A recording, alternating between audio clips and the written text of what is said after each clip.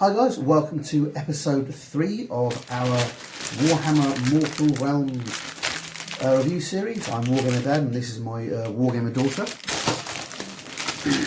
This week we're looking at issue 3, which doesn't have anything for Julia sadly, but does have something very nice for me.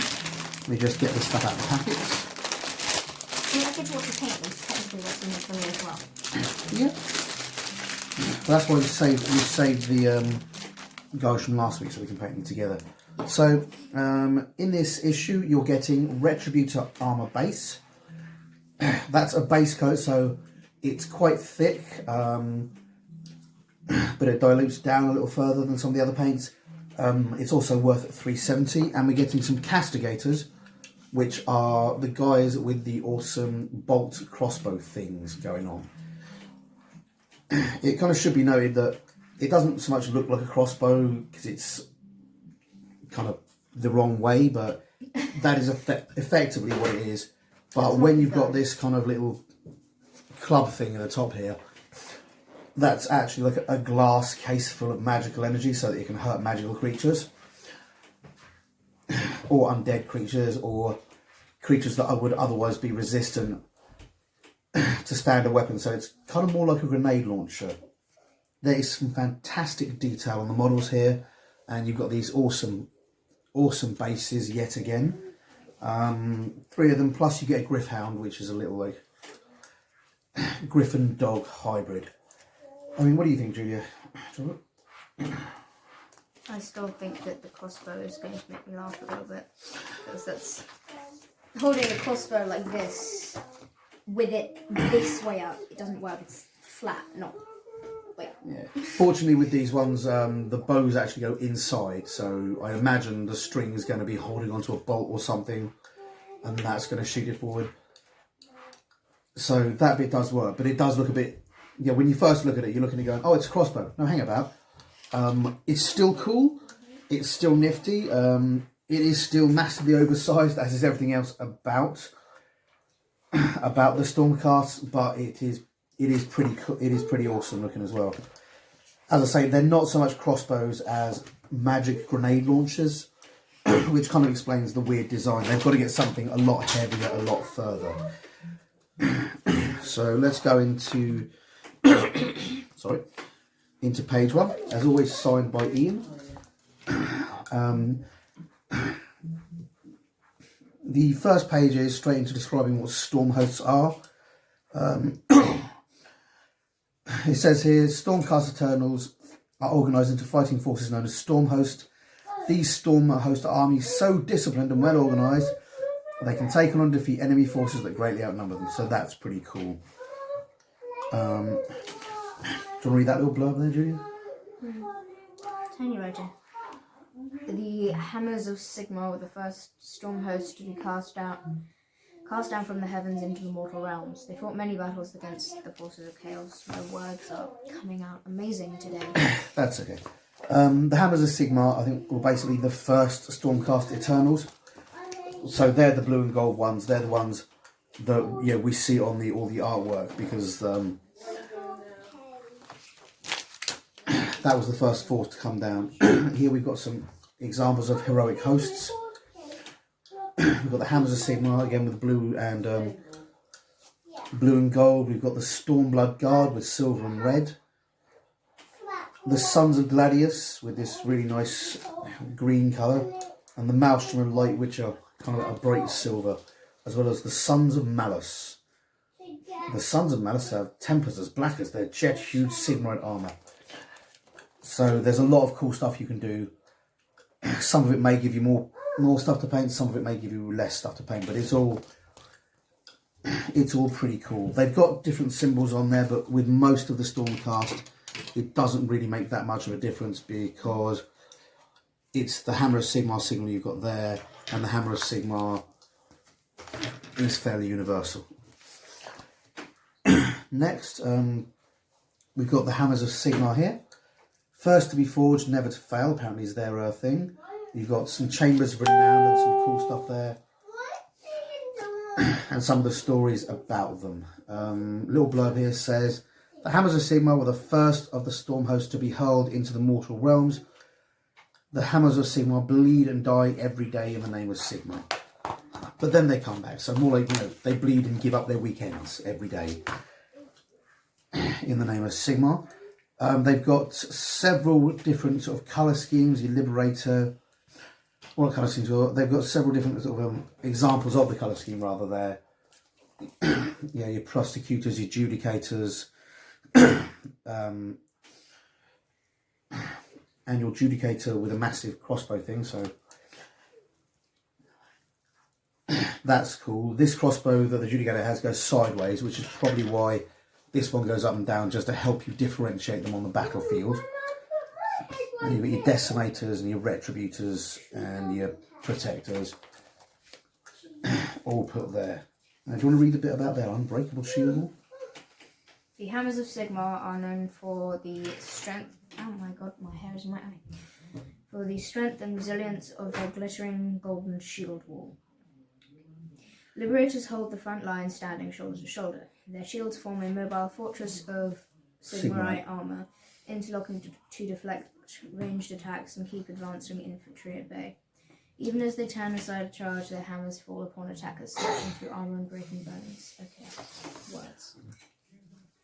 So it gives you a rough idea of their battle strategy and how they work. Next, it goes into what the Castigators are, which are these guys we've got here. These are about £10. So you're saving a couple of quid on these, and with the Retributor Gold, it would be 13.70. You're paying £8, so that's 8, 9, 10, 11, 12, 13. That's about 5.71 as a saving overall. So they're pretty cool. It goes, Castigators are powerful ranged troops that support their allies with devastating weapons known as Thunderhead Greatbows. These are magical bows that look like crossbows on their side. These magical bows fire bolts that can strike even the ghastly warriors of the Nighthaunt, blasting the spirits apart in an explosion of blazing blue light. So that's pretty cool. Do you want to read that bit? No. I'm making her do things. Yes, it's horrible. Castigators stand behind their Sequitur allies, firing explosive bolts over the heads of their brothers and sisters and into the massed ranks of their Nighthaunt enemies. I read it. Amazing. So you get the guys that we got that we got in the first issue. The Sequiturs are the front line troops, and these are the guys behind troops. It's worth noting that everything we had so far have been sort of baseline magic users. The Castigators fire magic bolts. The Sequiturs use magic hammers. In the background, you find that when Sigmar picks up these guys, he picks up guys who are magic users, and depending on how good they are, depends on where they get put. But everyone we had so far, all the Castigators and all the my brain has just literally failed with that word. Sequiturs all have a sort of a basic ability to wield magical energy, which these guys put into their weapons. There are higher up guys that are actually able to throw magic around, but these guys put their magical ability into their powerful weapons.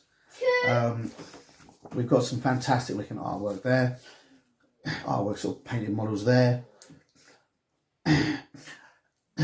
Castigators are a key unit within the Sacrosanct Chamber.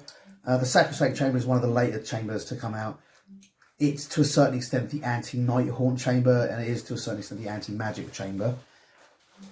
And the Castigators and the Sequiturs and a lot of the other kind of magic wielding guys are part of the Sacrosanct Chamber. They can be found in many Stormcast Eternal forces, providing ranged support for their allies. So it goes to demonstrate, they come from the chambers, kind of like are where they're trained and where they're forged, and most of the chambers are built with a certain kind of battle psychology, but then different members of that chamber will be sent off to different hosts to perform jobs within that host, such as with the Sacrosanct Chamber, they help the host deal with magical enemies and enemies that can't be hurt with normal weapons. It also goes on to mention the Star Drakes, which are like baby dragons. Castigators can seek the help of the Extremist Chamber, which is the one that deals with the drakes and that. Star Drakes, whenever they return to the realm of Azir, in a quite respectful dawn ritual, the castigators arrange their thunderhead maces into a 12 point star shape. The star drakes then exhale their storm cloud breath onto these weapons, filling them with destructive power. So that's a cool bit of legend there. Next, it goes on to Nighthawk processions, and I'm going to make you read the big bit of this. Right? Have your drink. She's been talking all day. We've just finished our D&D session. Wasn't talking that much anyway. Fine, she's just rude. Yes. After the necroquake, the Night Haunt attacked the living in a blind rage. Nagash appointed a new commander for his ghostly forces, Lady Olinda or Olinda? I'm not sure. Olinda I go with. Olinda, Mortark of Grief. Thanks to her great power, Nagash is able to order his ghostly armies wherever they are needed.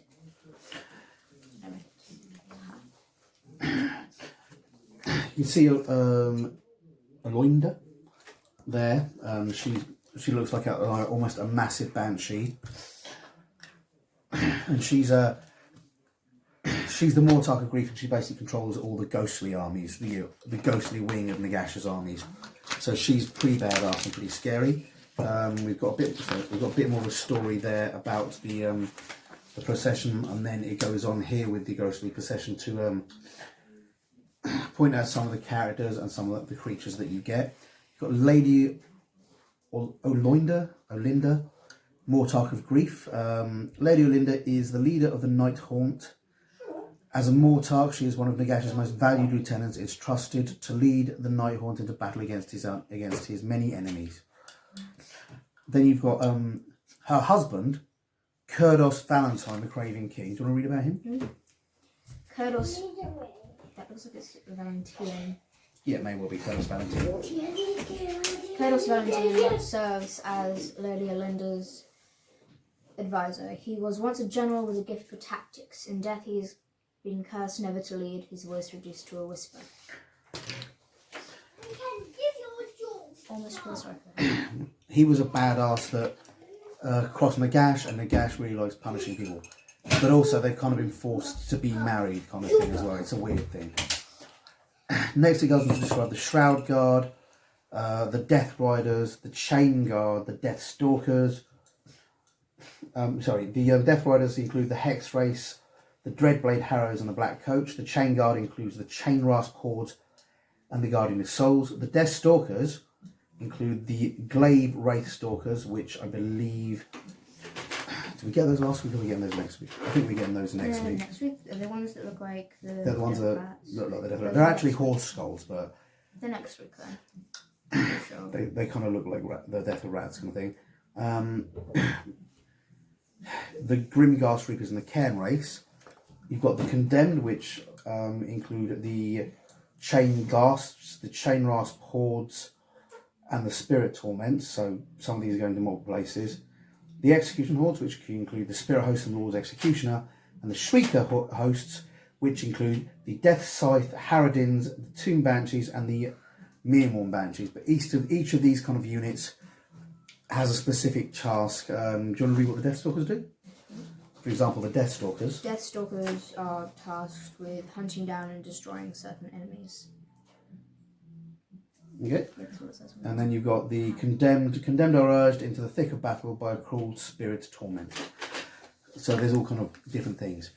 Next, we've got how to build the Castigators with the all-important clip of safety, unless you wouldn't want to slip and accidentally lose an arm.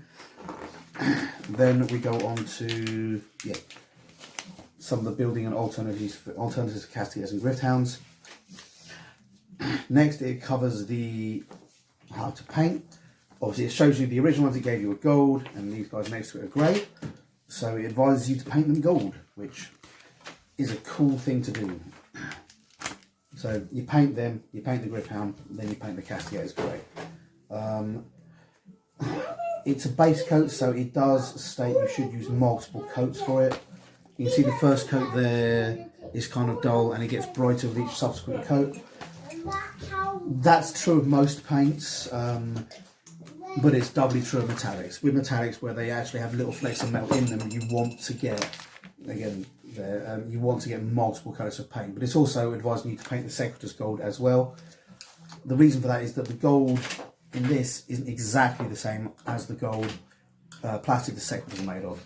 It's also known these will probably be easier to paint. This plastic is less slidey than the golden plastic. And when you're done, you should have that. Isn't that nice? They'll go into more detail later. With each paint you get more detail. Then we've got a nice thing here, a nice little blurb. I'm not going to read and spoil it for you, but it's the setup for the next game. In this game, you've got the Eternal, you've got the Castigators and the Chain Rasp versus the Griffhounds. We are going to play this game later in the week, and we're going to play the game from last week's one. It's just been a busy week. And we're going to run these guys together. And again, you haven't got any stats, you just got the stats built into the description of the battle. And we're still using the small battle map that we've got. And here at the back, is where you actually have some stats.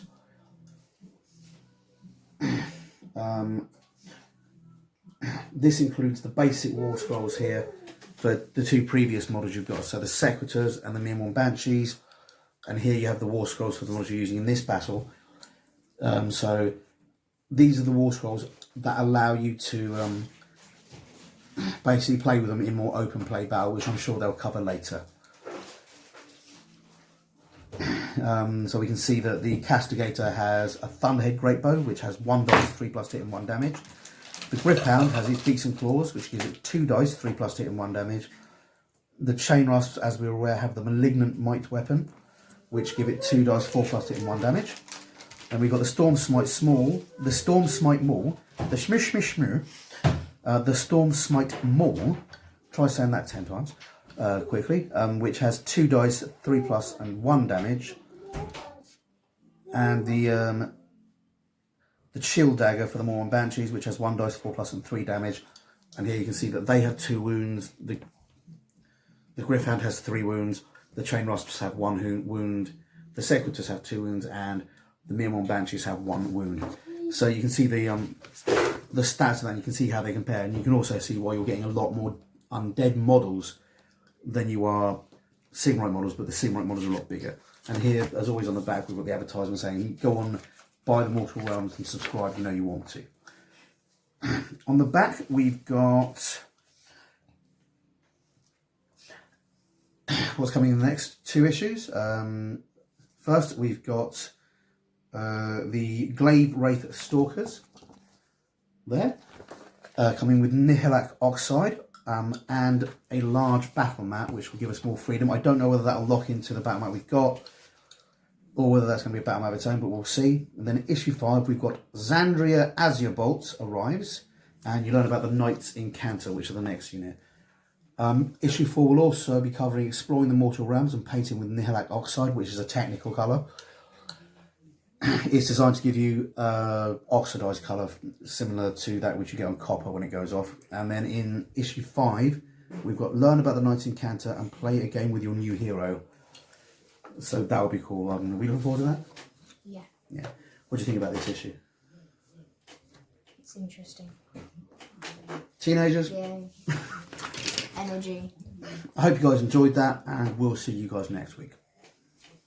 Hi guys, hope you enjoyed that video, and if you did, remember to like and subscribe to my channel.